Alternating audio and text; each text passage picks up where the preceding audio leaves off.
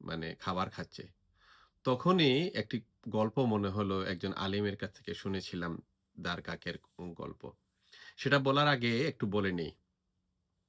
ইদানিংকালে আপনার আ এই যে আলিম উলামাদের যে দেশপাতা, বুঝপাতা, কাফির ফতোয়া দেওয়া এই সম্পর্কে আমি না একটু বিরক্ত হচ্ছিলাম।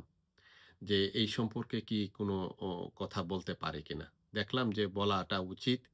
অনেকে হয়তো ও এ এখে বিরক্ত হবেন। কিন্তু আমি মনে করি আমরা যদি সাধারণ মানুষ এসব ব্যাপারে কথা না বলি, তাহলে হবে কি যে এ এটা আমাদের মধ্যেও সচেতনতা বৃদ্ধি পাবে না, আলেমদের মধ্যেও সচেতনতা বৃদ্ধি পাবে না। তো একসময় আলেম মানে ছিল বিনয়, জ্ঞান এবং প্রজ্ঞার প্রতীক। তাদের মুখ থেকে আমরা শুনতাম রাসূল সাল্লাল্লাহু আলাইহি সাল্লামের বাণী, শিক্ষা, মানুষের প্রতি ভালোবাসা, আল্লাহর আনুগত্য এবং এইসব বিষয়ে তাদের বেশি এ ওয়াজ শুনতাম।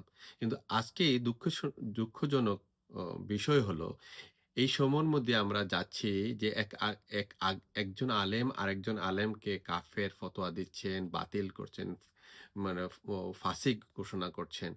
এতে মুসলমানদের মধ্যে বাড়ছে বিভেদ, অনৈক্য এবং মানুষের মধ্যে ইসলাম বিদ্বেষী যারা আছে তাদের মধ্যে উৎসাহ দেখা যাচ্ছে। তো উনারাই আবার আমাদেরকে এ মুস মু হাদিস বলেন যে মুসলিম হলো সেই ব্যক্তি যার জবান এবং হাত থেকে অন্য মুসলমানরা নিরাপদ থাকে। অন্য হাদিসটি উনারা বলেন, "তোমরা একে অপর হিংসা করো না, একে অপরকে ঘৃণা করো না, একে অপরের সঙ্গে সম্পর্ক ছিন্ন করো না। হে আল্লাহর বান্দারা তোমরা সবাই ভাই, ভাই হয়ে যাও।" সত্যিকার আলেম কখনো মানুষকে বিভক্ত করে না। তারা মানুষের দিকে ডাকে এবং এ বিনয়ের দিকে ডাকে এবং হিকমতের কথা বলে।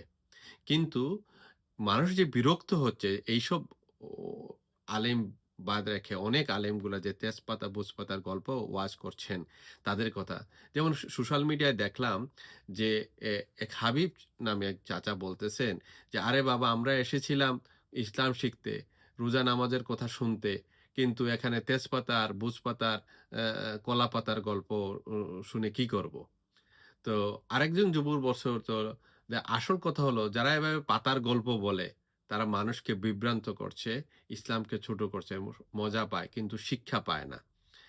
তো এই যে মানুষের যে এই যে অবস্থান, এই অবস্থানটুকু দিনে, দিনে বৃদ্ধি হচ্ছে এবং আলিমরা বোঝা উচিত যে তাদের এই আচরণগুলো মানুষের মধ্যে প্রচন্ড বিরক্তর উদ্বেগ হচ্ছে। মানুষ বিভক্ত হচ্ছে, একে অপরের প্রতি হিংসা বৃদ্ধি পাচ্ছে। তো এটাকে বোঝানোর জন্যই একটি